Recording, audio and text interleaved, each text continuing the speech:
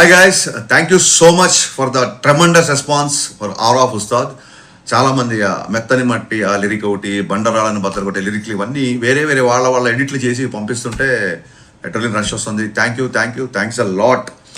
And ఒక friend అయితే ఏం చేశాడంటే పాట స్టార్ట్ అయిన దగ్గర నుంచి ఎప్పుడైతే రిథమ్ స్టార్ట్ అయిందో ఆ రిథమ్ స్టార్ట్ అయిన దగ్గర నుంచి ఒక పవన్ కళ్యాణ్ గారి ట్రాన్స్లోకి వెళ్ళిపోయాము అందరము. సో ఇంత ముందు సాంగ్కి మీరు డ్యాన్స్ బస్టర్ పెట్టారు కదా, దీనికి ట్రాన్స్ బస్టర్ పెట్టండి అన్నాడు. So that's a good idea.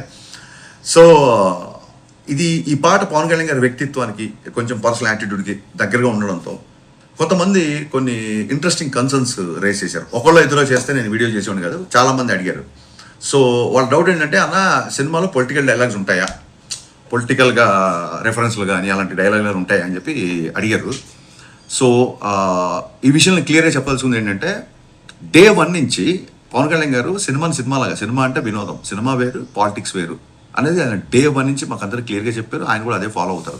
అందుకే చూడండి, సిద్ధాంతపరంగా విభేదాలు ఉన్నా సరే పవన్ కళ్యాణ్ గారు వకీల్ సాబ్లో కానీ ఓజీలో కానీ ప్రకాష్ రాజ్ గారితో యాక్ట్ చేశారు. ఎందుకు యాక్ట్ చేశారంటే, ఆయన పాలసీ పరమైన పోరాటం తప్ప పర్సనల్ పరమైన పోరాటం, పర్సనల్ అటాకింగ్ ఆయన ఎప్పుడైతే చేయడు.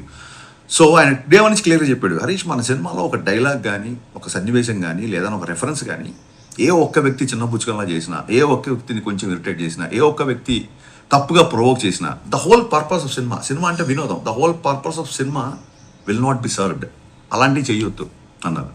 సో ఇప్పుడు గాజు డైలాగ్ ఉందంటే బ్రేక్ అయినా సరే అది పదునుగా ఉంటుంది, ఇంకా ఫైట్ చేస్తుంది అన్నట్టుగా మన హీరోకి ఎలివేషన్ ఉంటుంది తప్ప ఇంకోళ్ళని తక్కువ చేయడం కానీ, ఇంకోళ్ళ మీద సెటైర్లు కానీ ఎటకారాలు కానీ లేవు, ఉండవు. అంటే రీజన్ ఏంటంటే సింపుల్ థింగ్, ఆయనకి అన్ని పార్టీల్లో ఫ్యాన్స్ ఉన్నారు. వాళ్ళు ఓట్లు ఎవరికి వేసినా సినిమా అంటే ఈయన దగ్గరికి వస్తారు. అండ్ ఇంకా గొప్ప విషయం ఏంటంటే, నేను థ్రిల్ అయిపోయిన విషయం ఏంటంటే, ఫ్యాన్స్ అందరూ కూడా సేమ్ ఆయన వ్యక్తిత్వాన్ని ఫాలో అవుతూ, అన్న మనకు వద్దు, మనకు పాలిటిక్స్ రెఫరెన్స్లు అయ్యి పెట్టొద్దు, మనకు ఎంటర్టైన్మెంట్ కావాలన్నా బ్లాస్ట్ అయిపోవాలి, మనకెందుకన్నా అన్నారు. నిజంగా హ్యాట్స్ ఆఫ్ అబ్బాయిలు. నిజంగా కళ్యాణ్ గారిని ఫాలో అవ్వడం అంటే ఊరికే ఆయన స్టైల్నో స్వాగ్నో కాకుండా ఆయన వ్యక్తిత్వాన్ని, ఆయన బలమైన సిద్ధాంతాన్ని ఫాలో అవుతున్నారు. నేను ఆ విషయంలో నేను చాలా థ్రిల్ అయిపోయా. సో ప్రతి ఒక్కళ్ళు ఈ సినిమాకి వచ్చి ప్రశాంతంగా ఎంజాయ్ చేసేలాగా ఉంటుంది. సో ఏ ఒక్క వ్యక్తినో, ఏ ఒక్క పార్టీనో, ఏ ఒక్క వర్గాన్నో చిన్నపుచ్చుకోలా కానీ, కించపరిచేలాగా కానీ, వెటకారపు ధోరణులు కానీ ఎక్కడా సినిమాలో ఉండదు. అందరూ కలిసి ఎంజాయ్ చేయాలని ఈ సినిమా యొక్క ముఖ్య ఉద్దేశం. సో గైస్, బట్ ఏమాట కామాట హీరో గారిని ఎలివేట్ చేసే డైలాగులు కానీ, ఆయన పర్ఫార్మెన్స్ కానీ. Hi guys, thank you so much for the tremendous response for our of Ustaad. చాలామంది మెత్తని మట్టి ఆ లిరిక్ ఒకటి, బండరాళ్ళని బద్దలు కొట్టే లిరిక్లు ఇవన్నీ వేరే వేరే వాళ్ళ ఎడిట్లు చేసి పంపిస్తుంటే ఎటర్లీ రష్ వస్తుంది. Thanks a lot. అండ్ ఒక ఫ్రెండ్ అయితే ఏం చేశాడంటే పాట స్టార్ట్ అయిన దగ్గర నుంచి ఎప్పుడైతే రిథమ్ స్టార్ట్ అయిందో ఆ రిథమ్ స్టార్ట్ అయిన దగ్గర నుంచి ఒక పవన్ కళ్యాణ్ గారి ట్రాన్స్లోకి వెళ్ళిపోయాము అందరము. సో ఇంత ముందు సాంగ్కి మీరు డ్యాన్స్ బస్టర్ పెట్టారు కదా, దీనికి ట్రాన్స్ బస్టర్ పెట్టండి అన్నాడు. So that's a good idea. So ఈ పాట పవన్ కళ్యాణ్ గారి వ్యక్తిత్వానికి కొంచెం పర్సనల్ యాటిట్యూడ్కి దగ్గరగా ఉండడంతో కొంతమంది కొన్ని ఇంట్రెస్టింగ్ కన్సర్న్స్ రేస్ చేశారు. ఒకళ్ళు ఇద్దరు చేస్తే నేను వీడియో చేసేవాడిని కాదు, చాలామంది అడిగారు. సో వాళ్ళ డౌట్ ఏంటంటే, అన్న సినిమాలో పొలిటికల్ డైలాగ్స్ ఉంటాయా, పొలిటికల్గా రెఫరెన్స్లు కానీ అలాంటి డైలాగులు ఉంటాయా అని చెప్పి అడిగారు. సో ఈ విషయంలో క్లియర్గా చెప్పాల్సింది ఏంటంటే, డే 1 నుంచి పవన్ కళ్యాణ్ గారు సినిమాలాగా, సినిమా అంటే వినోదం, సినిమా వేరు పాలిటిక్స్ వేరు అనేది ఆయన డే 1 నుంచి మాకు అందరూ క్లియర్గా చెప్పారు. ఆయన కూడా అదే ఫాలో అవుతారు. అందుకే చూడండి, సిద్ధాంతపరంగా విభేదాలు ఉన్నా సరే పవన్ కళ్యాణ్ గారు వకీల్ సాబ్లో కానీ ఓజీలో కానీ ప్రకాష్ రాజ్ గారితో యాక్ట్ చేశారు. ఎందుకు యాక్ట్ చేశారంటే, ఆయన పాలసీ పరమైన పోరాటం తప్ప పర్సనల్ పరమైన పోరాటం, పర్సనల్ అటాకింగ్ ఆయన ఎప్పుడైతే చేయడు.